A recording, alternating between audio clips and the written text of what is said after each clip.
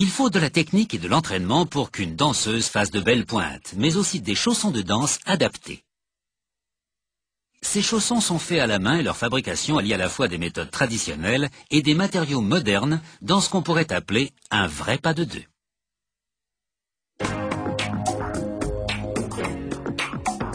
Pour l'extérieur du chausson, on coud 3 morceaux de satin. Chaque morceau de tissu est découpé grâce à une presse équipée d'un emporte-pièces métallique.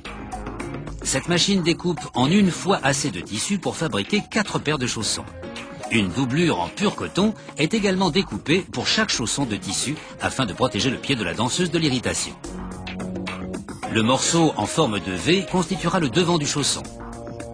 La couturière étend cette pièce de tissu en l'attachant aux 2 autres morceaux de satin qu'on appelle quartiers et qui formeront l'arrière du chausson. On coud alors ensemble les extrémités du morceau en V, créant ainsi la piqûre du talon qu'on renforce avec un ruban en rayonne. Puis on passe le même type de ruban dans une machine spéciale qui le plie en 2 sur une coulisse. On le coud ensuite sur le périmètre supérieur du chausson.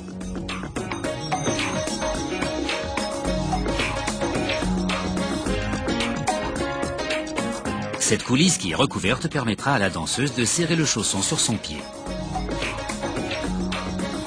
L'empeigne en satin est alors placée sur une forme en bois pour vérifier la taille. Les mesures doivent être les plus correctes possibles. La marge d'erreur est de 3 mm. Même si elles ne sont que très légèrement mauvaises, le haut du chausson blessera le pied de la danseuse. Il faut ensuite clouer la doublure en coton à une semelle sur le fond de la forme en bois. La semelle est faite en carton rigide pour le maintien, imprégnée de plastique pour la flexibilité. Après avoir découpé le trop-plein, on colle la doublure sur la semelle en faisant de jolis petits plis. Une fois que la colle a séché, on enlève les clous et on élimine les bosses qui pourraient irriter le pied. Le bout renfort est fabriqué. Cette partie dure forme l'intérieur de la pointe du chausson. Il est fait en papier mâché, mais au lieu d'utiliser du papier et de la colle, on utilise du tissu et de la colle. Un morceau de tissu enduit de résine est ramolli dans de l'eau et appliqué sur le dessus. Puis on imprègne 2 morceaux de toile avec de la pâte et on les applique l'un après l'autre sur le coton. La pâte est faite de farine, d'eau, d'amidon et d'une résine à base de plastique et de colle qui durcit tout en gardant une certaine flexibilité. C'est essentiel dans la mesure où le bout renfort doit être assez dur pour supporter le poids de la danseuse, mais assez flexible pour qu'elle puisse bouger de façon fluide.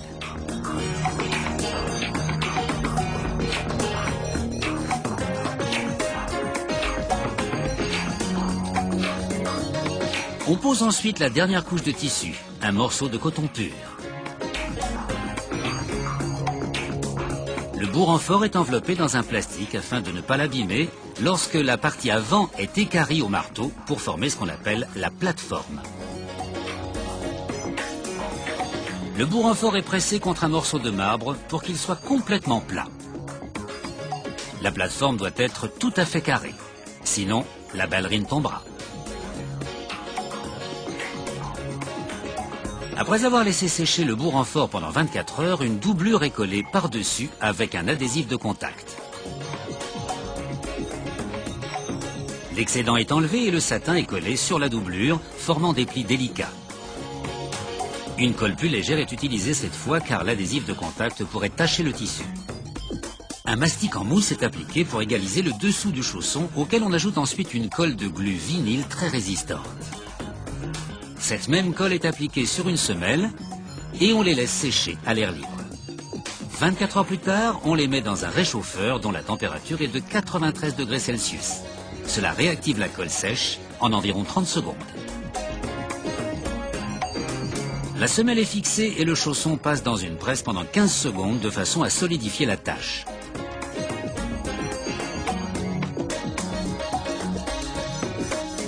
On peut maintenant enlever la chaussure de la forme en bois. La semelle est en suède, un matériau qui a l'adhérence nécessaire. Elle permet toutefois à la danseuse de glisser avec grâce sur le sol.